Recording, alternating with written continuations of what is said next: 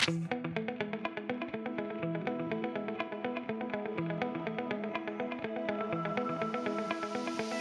there folks, it's James Marley here, co-founder at Livewire Markets, and welcome to our 2025 listed series.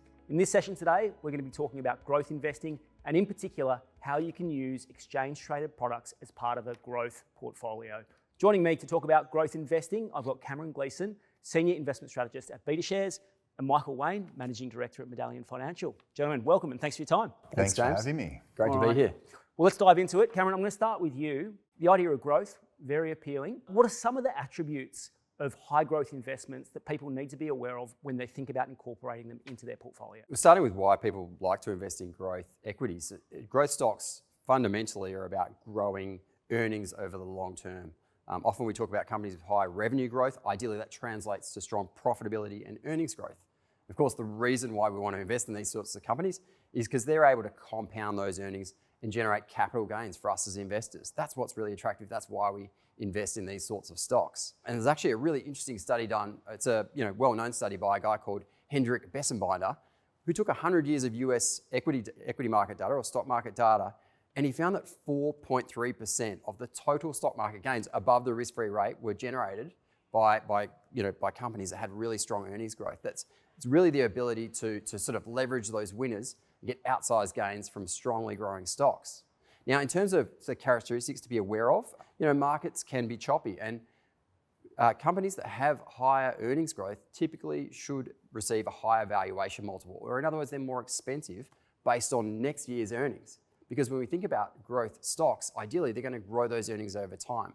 And that can mean that they're susceptible to sell-offs or pressure based on those higher earnings multiples. And ideally, what we want to see is that they're able to effectively justify those higher premiums or higher valuations through generating that strong earnings growth and giving you that capital gains. But we must be aware of that trade-off between earnings growth and a slightly higher level of valuations that we typically see.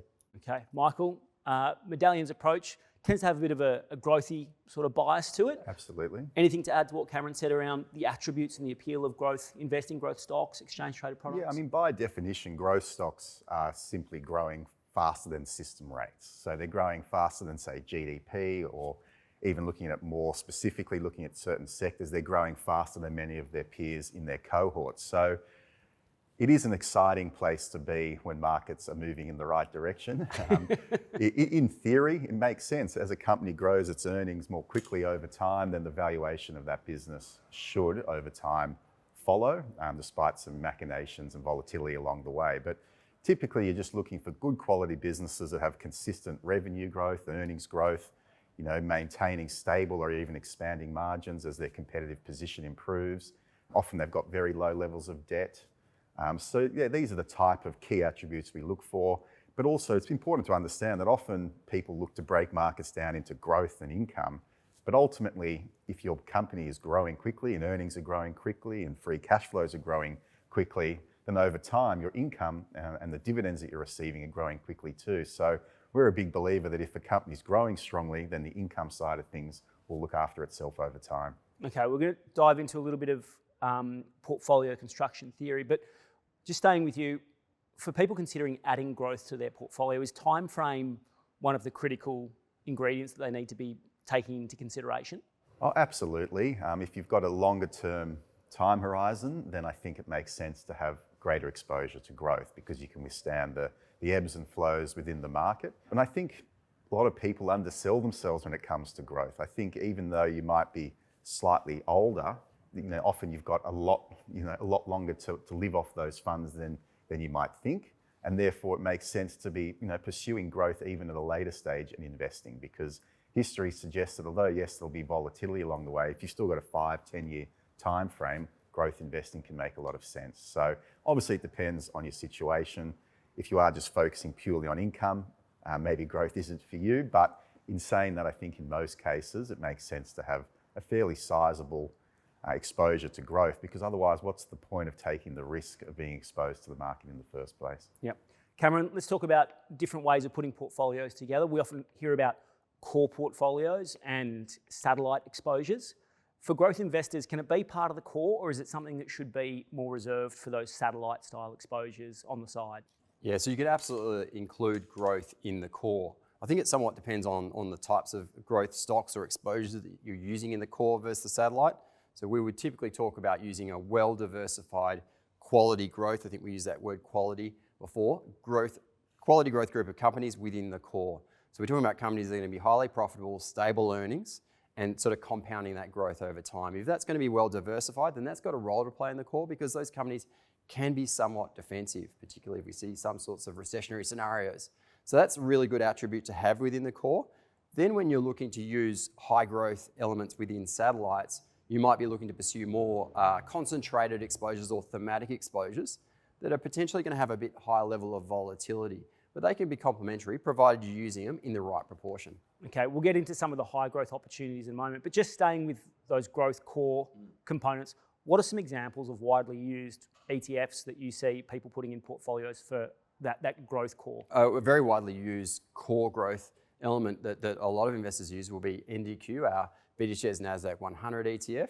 This is exposure to obviously the largest 100 stocks on the NASDAQ. And if we look at this group of companies, they do have a bent towards technology, but their revenue base, if you like, is globally spread. They're some of the largest companies in the world and very well diversified. Equally, what we're actually seeing quite a lot of interest in right now is a broadening out of US equity market performance based on a bit of a rotation in earnings momentum from the NASDAQ to the rest of the US equity market. So we're talking to clients who are looking to invest in a broadening out of that US equity market performance through the S&P 500 equal weight index. Yep. Our QUS ETF provides exposure. And if we look at where earnings growth is, that broadening out through other sectors like industrials and banks is actually, there's quite a lot of momentum there right now. And so we see that as a really good area to look for growth within your core. We might just touch on that equal weight because you brought it up. Explain to people what equal weight is and why they might choose that versus index weight. Yeah. So equal weight, I mean, it's something that we have been looking at more recently. It's been sort of well documented how the leadership of the US market has been heavily dominated by the Magnificent Seven, essentially. So although, yes, the S&P 500 has done very well over the last few years, the concentration or the drives of that have been fairly narrow. There is this school of thought that the market performance is going to broaden out at some point, and some of those companies that have been lagging the Magnificent Seven might catch up. So the equal weighted ETF is the perfect way to gain exposure to some of the companies in the S&P 500 that are exhibiting better value characteristics than, say, some of those Magnificent Seven, which have run quite hard. There's also an argument to suggest that, yes, Magnificent Seven performance has been justified given the earnings growth that's come through for those businesses. However, what we're starting to see is that the earnings growth of some of those other names are really starting to accelerate, whilst at the same time the earnings growth for the Magnificent Seven is starting to still grow, but at a slower rate. So that's just something to keep in mind and a good way to play that. Okay. Anything you want to add on equal weight? So it's just to talk about how we think about that sort of exposure. The S&P 500 equal weight index is essentially the same 500 companies as the normal market cap weighted S&P 500, but rather than weighting them by their size, which would have around about 32% of that total index in the Magnificent Seven, you weight them equally, so 0.2% in every stock on rebalance. So it's if you like, probably a more broader representation of the US economy based on that sector mix. And as Michael said, we're starting to see earnings momentum in the rest of the US equity market complex. And that's really good because that index is trading cheaper than the broad market. When you've got a discount, in order to close that discount, you want to see a catalyst. And we think that's through that strong momentum in earnings through the rest of the market. Let's dive into the process for finding high growth opportunities. What are some of the considerations, or how would someone go about starting to find something that looks high growth? How would they break it down? Yeah, so I think we can sort of talk about growth through two lenses. One would be cyclical growth, where you're really looking to invest in companies that are going to benefit from what you think is the next stage in the economic cycle. And then structural growth, where you're investing in an industry, an emerging industry, which is somewhat disconnected from the economic cycle because they're essentially creating a new product market, if you like. So you've got earnings growth, which is somewhat disconnected from that cycle. And that's a really attractive characteristic. If you can add something to your portfolio, which is going to be, if you like, counter-cyclical to your core, that's really nice. So really, I think what you're looking for in terms of the underlying fundamentals are groups of companies or opportunities to invest in companies that have robust path to earnings growth, and ideally earnings that are going to be somewhat, I guess, immune to a drawdown. Looking for companies with high return on equities, they're able to protect their margins as they grow is also really critical.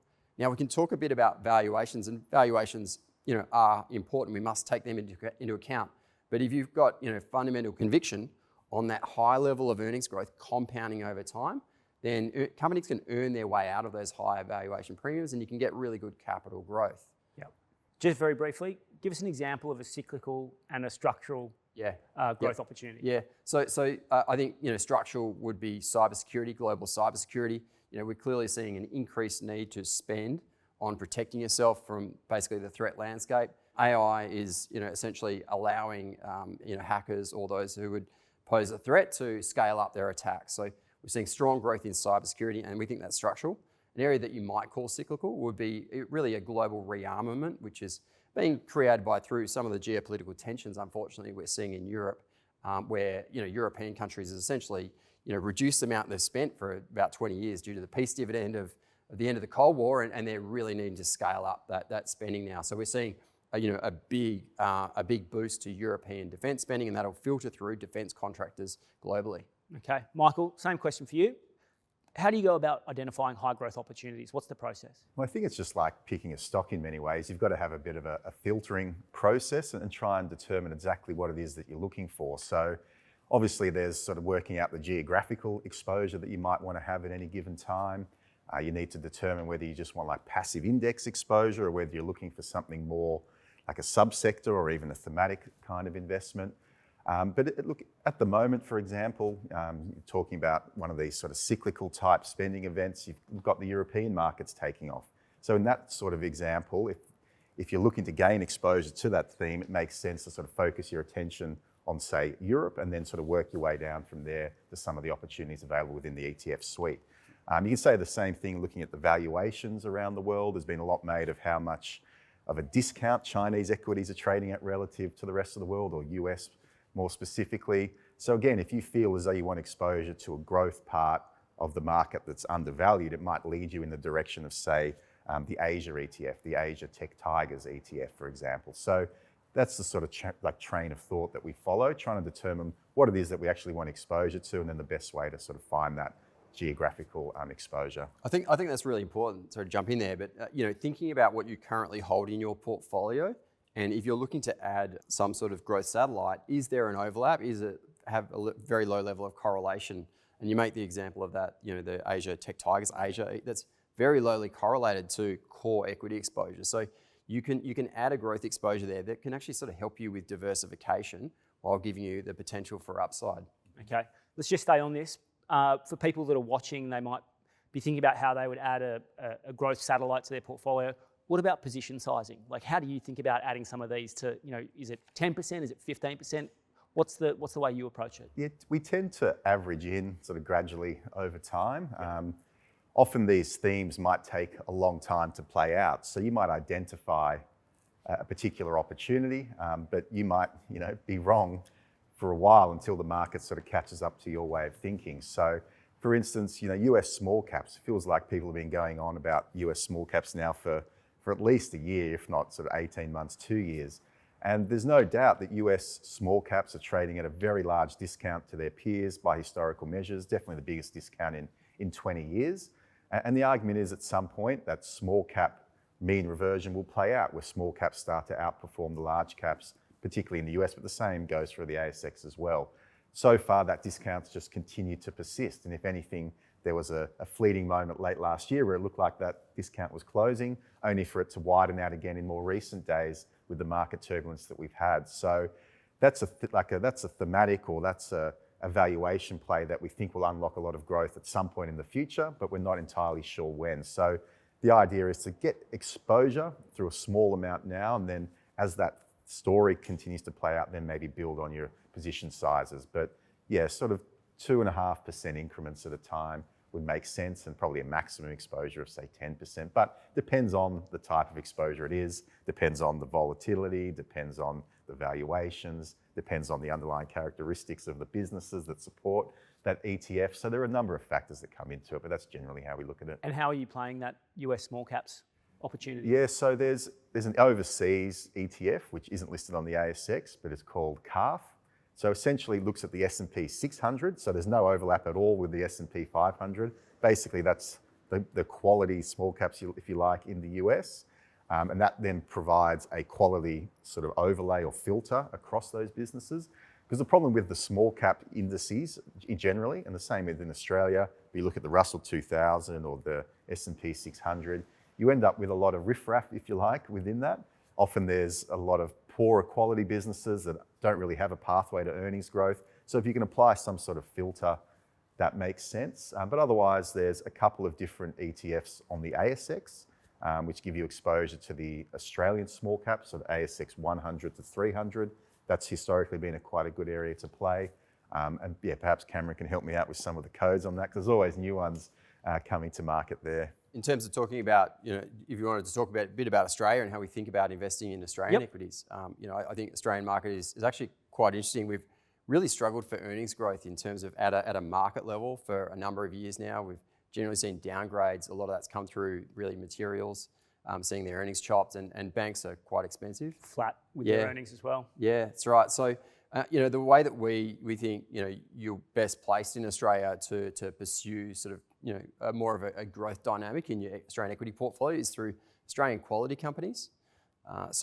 We think about our market and, where we see a lot of really the earnings growth really is within the mid caps. That's some of the better performing stocks. And to give an example of a ticker code, as you'd asked, AQLT is our Better Shares Australian Quality ETF. Yep. So this is designed to be a broad core exposure. It holds all of the largest companies, but they're weighted by quality, and then it takes the highest quality mid-cap companies. So you've got exposure to names like Pro Medicus, like Breville, Hub24, that have generated quite strong earnings growth and good upgrades.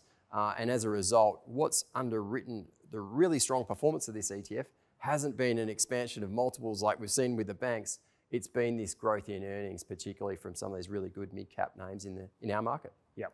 Okay, well, I want to dive into some of the really attractive opportunities that you're both finding. Cameron, what are some of the most attractive growth opportunities that you're talking with clients about at the moment? Yeah, well, in the core, we talked about QUS, the US S&P 500 exposure, equal weighted.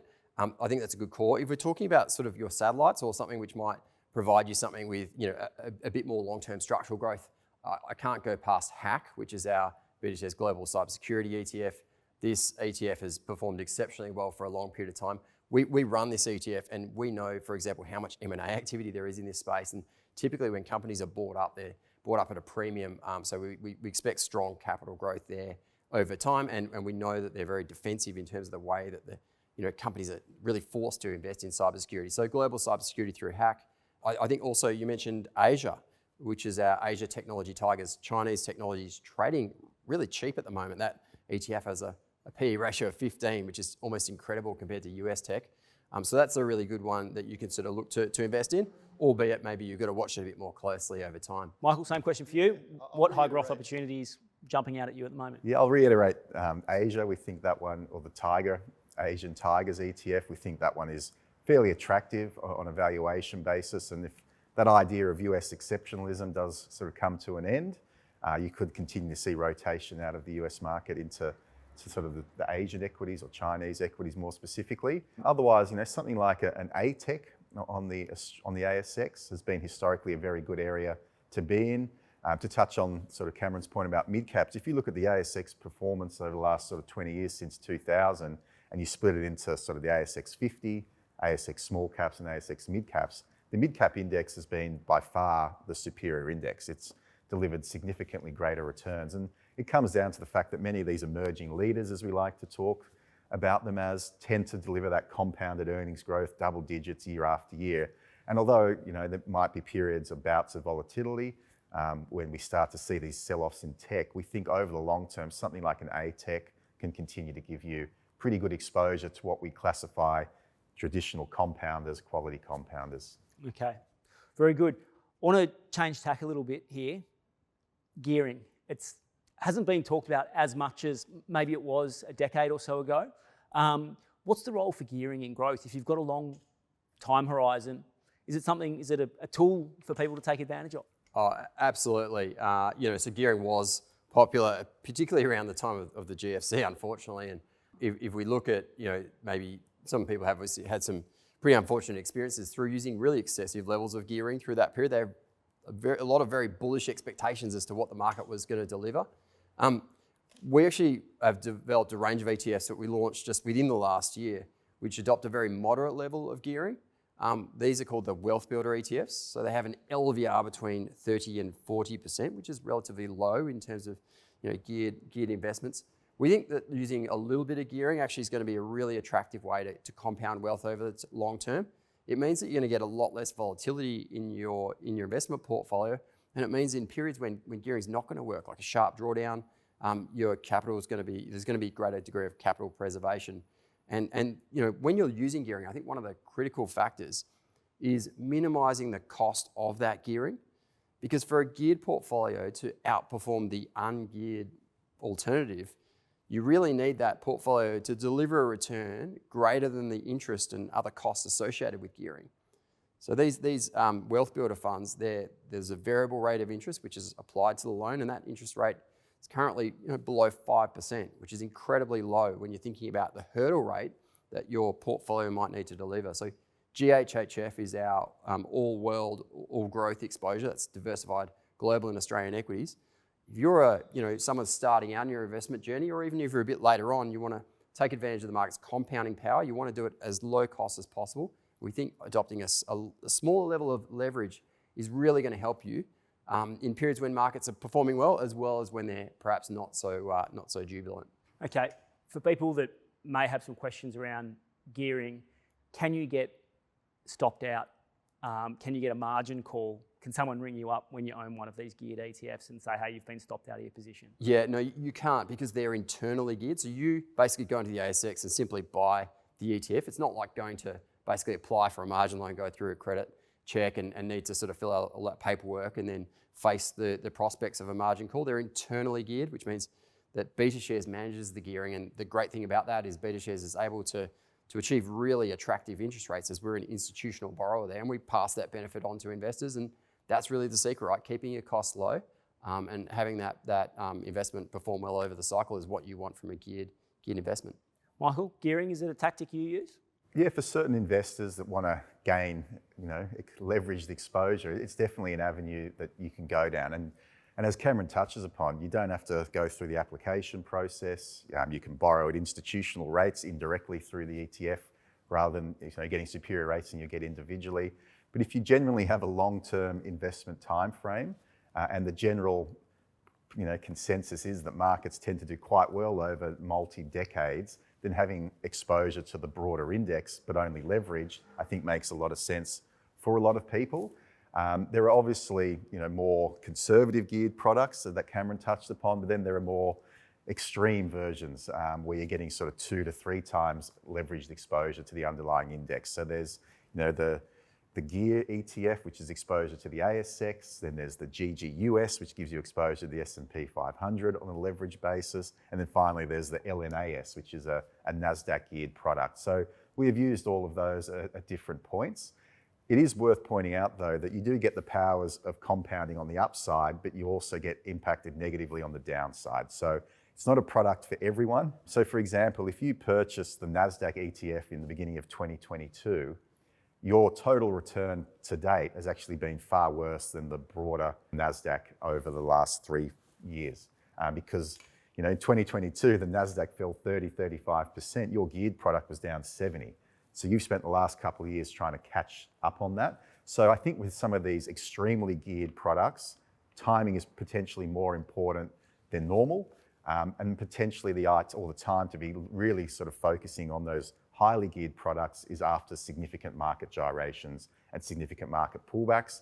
Unless if that's not the case, then you've got to have a very long-term holding period so that you can smooth out the extreme volatility that not only accentuates your portfolio moves, but also your emotions. So It's not a product for everyone, but I think in certain cases, if you have that very long-term horizon, it can make sense. Perhaps a more tactical style opportunity. Yeah, it's more, we often see people use those more highly geared ETFs as a trading tool, as opposed to more of a long-term hold. Albeit, you've got a very high level of risk tolerance, you can look to hold them over the long term. All right. Correct. I'm going to finish up with one question, same question for each of you. Michael, talk me through the thesis on on a really attractive high growth opportunity for you at the moment, and the exchange traded product you're using to access it? Yeah, so at the moment, we still have conviction in the small cap mean reversion playing out over time across markets. So it is a US focused ETF. It is that CALF, C-A-L-F. Effectively gives you exposure to the S&P 600, the small cap indices in the US, but then overlays a good quality filter over the top of it, focusing on things like return on equity, earnings reliability, these types of quality traits that we were discussing earlier. So we feel as though at some point in the years to come, in the near future, hopefully, with that mean reversion will start to play out, particularly as the rate of earnings growth for those mid caps and small caps in the US starts to increase at the exact same time that the earnings growth rates of the mega caps in the US starts to come off the boil a little bit. So a bit similar to that broadening out of the rally Absolutely. that Cameron talked about. All right, Cameron, same question for you. Yeah. BetaShares, you've got a wide suite of children to love. We do. But I'm asking you to pick one. Pick one. Who do I love the most? Look, I mean, when I've talked to clients over the last sort of 6 months in particular, one challenge that we've seen come up over and over again is what do I do about Australian equities? So I'll probably point to AQLT, our BetaShares Australian Quality ETF. You know, we see so many people not sure about what to do about expensive banks and miners with falling earnings. So, you know, this exposure gives you an allocation to the largest companies in the market, but weighted by quality. So you get, you know, a little bit less of CBA, for example, a little bit more of Wesfarmers. And again, I mentioned some of those great mid-cap names driving a lot of the return. So, you know, I fundamentally believe that earnings are what drive long-term performance, and that's a more reliable source of capital gains if you can have strong earnings growth. And I think that AQLT in that allocation to both mid-caps, which are going to be high-quality mid-caps, as well as some allocation to the largest companies, will stand you in good stead throughout the market cycle. Awesome. Cam, Michael, thanks so much for your time as part of our growth panel for our listed series in 2025. Thanks, James. Thanks, James. Thanks for having me. Ladies and gentlemen, I hope you learned a few things and got a few ideas from our panel on growth. Remember, check the YouTube channel. We've got more content in the listed series just like this.